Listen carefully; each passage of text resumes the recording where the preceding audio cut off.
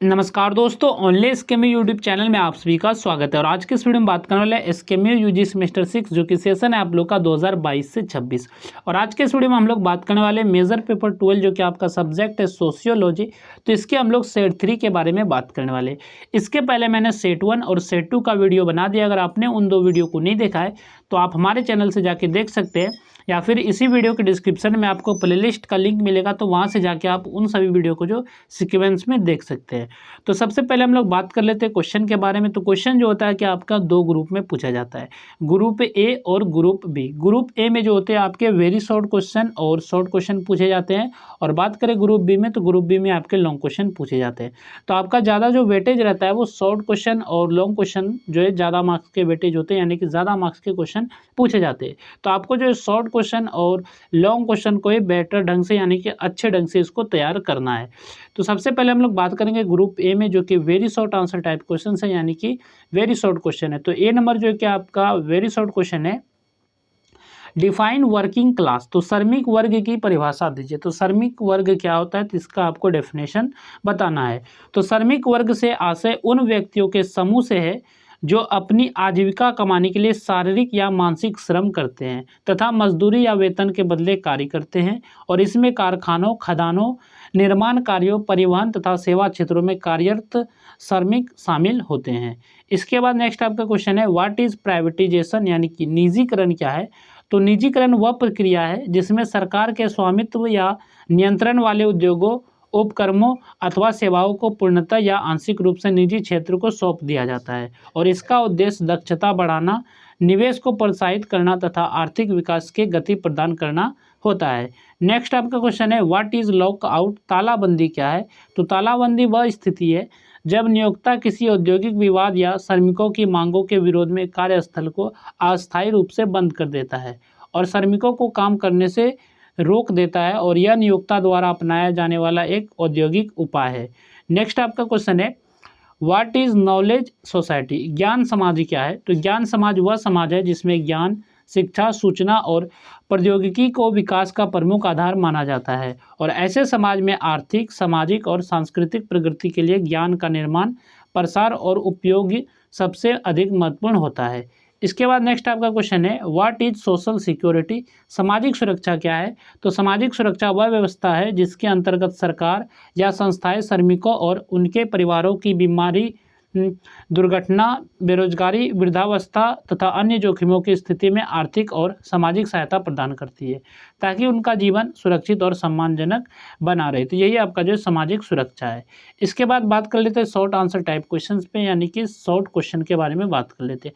हालांकि आपको जो शॉर्ट क्वेश्चन और लॉन्ग क्वेश्चन को अच्छे ढंग से तैयार करना है क्योंकि उसका ज़्यादा वेटेज रहता है। तो क्वेश्चन नंबर 2 जो कि आपका शॉर्ट क्वेश्चन है, explain the origin and evolution of the trade union movement in India. तो भारत में ट्रेड यूनियन आंदोलन की उत्पत्ति एवं विकास की व्याख्या कीजिए। तो भारत में ट्रेड यूनियन आंदोलन का उद्भव औद्योगिकीकरण के विकास तथा श्रमिकों की बढ़ती समस्याओं के परिणाम स्वरूप हुआ। 19वीं शताब्दी के उत्तरार्ध में भारत में आधुनिक उद्योगों, कारखानों, रेलवे तथा खदानों का विस्तार हुआ, और इन उद्योगों में कार्यरत श्रमिकों को कम मजदूरी, लंबे कार्य घंटे, असुरक्षित कार्य परिस्थितियां तथा सामाजिक सुरक्षा के अभाव जैसे अनेक कठिनाइयों का सामना करना पड़ता था, और इन समस्याओं के समाधान के लिए श्रमिकों ने संगठित होना प्रारंभ किया। भारत में प्रारंभिक श्रमिक संगठनों का गठन 19वीं शताब्दी के अंत में हुआ। 20वीं शताब्दी के प्रारंभ में श्रमिक आंदोलन अधिक संगठित रूप लेने लगा। वर्ष 1920 में अखिल भारतीय ट्रेड यूनियन कांग्रेस की स्थापना हुई, जिसने भारतीय ट्रेड यूनियन आंदोलन को राष्ट्रीय स्तर पर एक नई दिशा प्रदान की। इसके बाद श्रमिकों की मांगों और अधिकारों के लिए संगठित प्रयास बढ़े।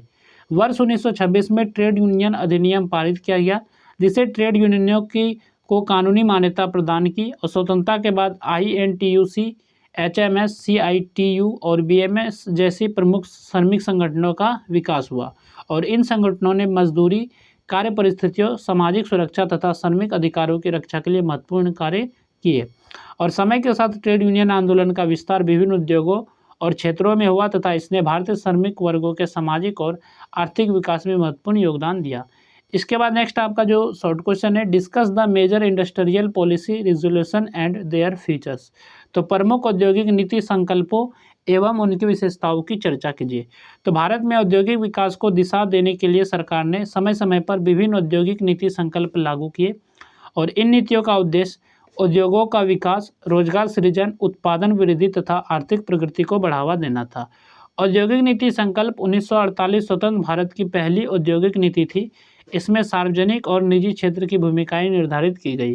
कुछ महत्वपूर्ण उद्योगों को सरकारी नियंत्रण में रखा गया तथा निजी क्षेत्र को भी विकास के अवसर दिए गए।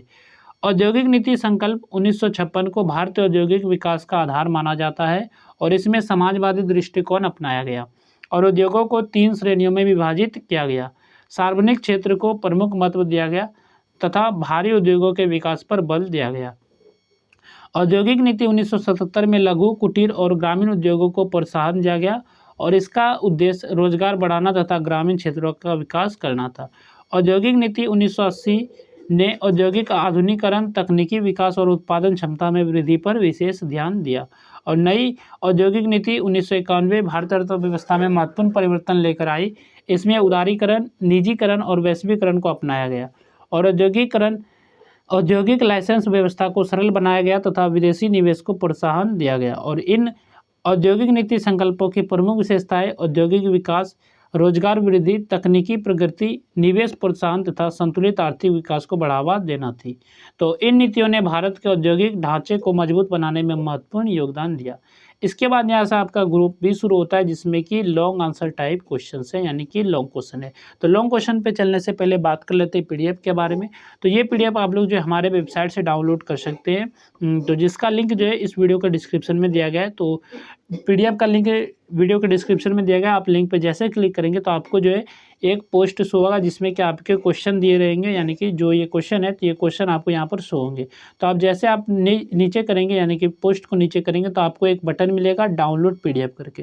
तो आप उस बटन पे क्लिक करेंगे तो आपका 1 मिनट का जो टाइमर चलेगा, उसके बाद जो आपको वहीं पर क्लिक करना है दोबारा से, गो टू लिंक का ऑप्शन जैसे खुल जाएगा तो वहाँ से आप पीडीएफ को डाउनलोड कर सकते हैं और आप इसे अच्छे से पढ़ सकते हैं। तो क्वेश्चन नंबर 4 देखते हैं जो कि आपका लॉन्ग क्वेश्चन है।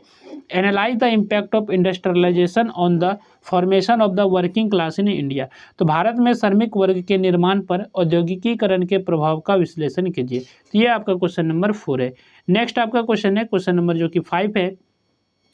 Explain the development of industrial policy in India after independence. तो स्वतंत्रता के बाद भारत में औद्योगिक नीति के विकास का वर्णन कीजिए। इसके बाद नेक्स्ट आपका क्वेश्चन है जो कि क्वेश्चन नंबर 6 जो कि लॉन्ग क्वेश्चन है। Discuss the role of employees and trade unions in industrial conflict. तो औद्योगिक संघर्ष में नियोक्ताओं, कर्मचारियों एवं ट्रेड यूनियनों की भूमिका की चर्चा कीजिए। तो क्या क्या भूमिकाएं हैं औद्योगिक संघर्ष में नियोक्ताओं, कर्मचारियों और ट्रेड यूनियनों का, तो ये आपको बताना है। नेक्स्ट आपका क्वेश्चन है क्वेश्चन नंबर जो कि 7 है। Explain the concept and characteristics of post industrial society. तो उत्तर औद्योगिक समाज की अवधारणा एवं विशेषताओं की व्याख्या कीजिए। नेक्स्ट आपका क्वेश्चन है discuss the contemporary issues and challenges before trade unions in India. तो भारत में ट्रेड यूनियनों के समक्ष समकालीन मुद्दों एवं चुनौतियों की चर्चा कीजिए। ये आपका क्वेश्चन नंबर 8 है। नेक्स्ट आपका क्वेश्चन है question number 9। Discuss the concept of industrial peace and the role of collective bargaining in maintaining industrial harmony.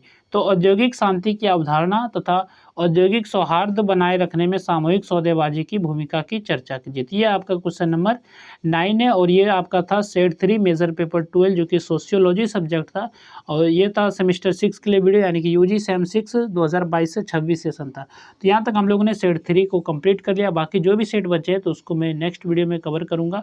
तो आप लोगों ने जो पहले के वीडियो सेट 1 और सेट 2 को नहीं देखा है तो आप लोग उन सभी वीडियो को भी देख सकते हैं। और पीडीएफ का तो मैंने बताया दिया, वीडियो के डिस्क्रिप्शन में लिंक दिया गया है, तो उस लिंक पे आप जैसे क्लिक करेंगे तो आपके सामने जो भी पेज शो होगा तो उसके नीचे आपको आना है और नीचे आपको डाउनलोड पीडीएफ का बटन मिलेगा, तो उस पर क्लिक करेंगे तो यह पीडीएफ आपके पास पहुंच जाएगा। तो वहाँ से आप लोग डाउनलोड कर सकते हैं और इसको अच्छे से पढ़ सकते हैं। तो चलिए फिर मिलते हैं नेक्स्ट वीडियो में। इस वीडियो में बस इतना ही।